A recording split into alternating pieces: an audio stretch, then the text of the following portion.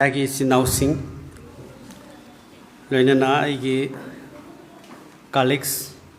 ex-minister Sri Samul Zendai, General Secretary Organization, General Secretary Administration, and our Madagi spokesperson, and other my colleagues, and Ikai Kumnajari. Ngasi Ayukta Gi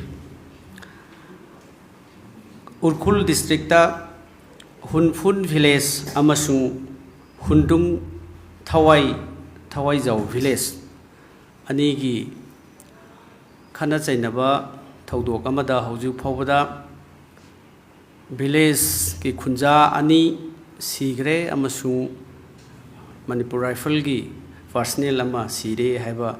pau tabada masiga mari leinana Manipur Pradesh Congress Committee ki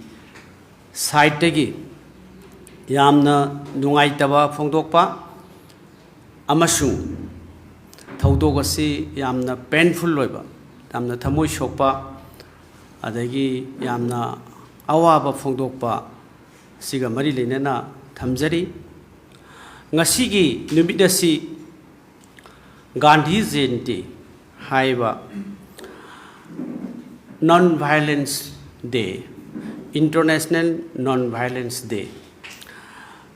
Manipur ki mafam khudimak tasu pangthui, national ki thak tasu pangthui, international ki thak tasu pangthui. Maroina hauziki thoiba Urkhul district ki Hunfun village amasung Hundung Thawai Jau village asidasu pangthokpagi thauramsi state laingakna tauraga district administration ke tauraga pangthokpagi pau lei Swasth Bharat Divas Swasthya hi Seva 2024 masi pangthokpagi program si yamna aphaba aikoi gi MPCC office ta su pangthui adubu ngasi pangthui ba khatna chainaba thoiba simina thoiba si ngarang right from yesterday ngarang degi hauraga hairiba khana chainaba thokpa violence thoibase masi hairiba Swasth Bharat Divas masi pangthokpa yani yaroi haibasi complaint leiba aduga district administration da complaint leiba aduga masigi land disputes masi court asu leiba aduna masigi social service akoigi National Cleanliness Day masigi asumba aphaba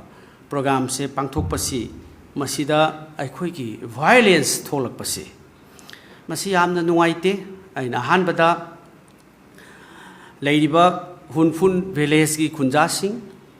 Hundung Thawai Jau village ki khunjasing punamakta Manipur miyam ki sumhot sinjaraga Manipur Pradesh Congress Committee ki mayam ki sumhot sinjaraga thodok asi yamna nungaite aikoi tangkhul isi naw ngaktani masigi thodok si wakhan phathabiraga thodok hairiba haujik thoiba irang asi phathabinanaba aina appeal tawjari amasung leitaba asiba yaukhiba asokpa mayam injuries adagi sigiba yauba mayam sing nungaitaba phongdokjari aikoi isine naw ngaktani tangkhul isi naw ngaktani aikoi masi munna khandara kanda khanaba yade adagi akoi saunaba yade thoiba thodok si yamna laibak thibani amasung masi punamagasi wakhan khandare hairakanda akoi amuktang santi amuk hanjalakna ba thubada ai akoi kudakta masigi Manipur Pradesh Congress Committee gi mahut sinjaraga appeal tawjari hairiba thodok asi thoktana naba aina amuk hanna khunja singda thamjari ngasigi thodok sida mi hum leikidre adagi ngarang si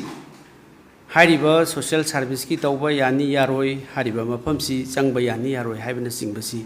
district administration da su aikoi gi hariba khunja singna complaint tawi hai